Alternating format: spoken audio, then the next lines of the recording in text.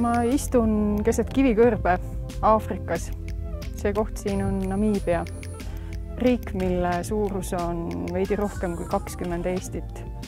Selles riigis on maailma kõige vanem Namiibi kõrb ja siin elab vaevalt 2 miljonit inimest.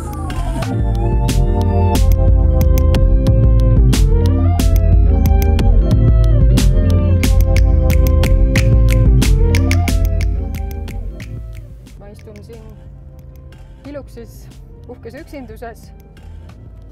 Mul on peal follow ehk siis aeglustiga nelikvedu. Sellel autol on manuaalkäigukast ja meie tänane teekond viib meid siis mööda kivisid ja kände, kui eesti keeles väljenduda. Ma olen sellel teekonnal olnud ühes autos koos kõige kuulsama leedukaga, Dakari rallisõitja Benedictus Vanagasega ja jätnud meelde kõik, mis ta on siis rääkinud, kuidas rasketes oludes Hiluksiga sõita või nelikveoga üldse.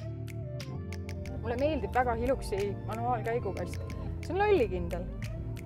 Ta tõesti lubab sul võib-olla mõne koha pealt unustada käigu üles või alla vahetamata. Ta ei pahanda.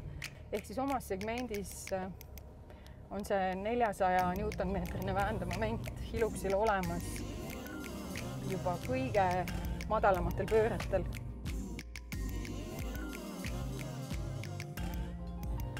Reisimine on maailma avardav kogemus. Jube kihvt oleks seda maailma avardamist alustada just nimelt Namiibiast. Ja kui te kord siia olete tulnud, siis võtke omale teekaaslaseks Toyota Hilux. Tõenäoliselt ei ole teil paremat teekaaslast, et avastada kõiki neid rikkusi, mida Namiibias on. Ja Namiibia on sellele autole peaaegu et ideaalne koht.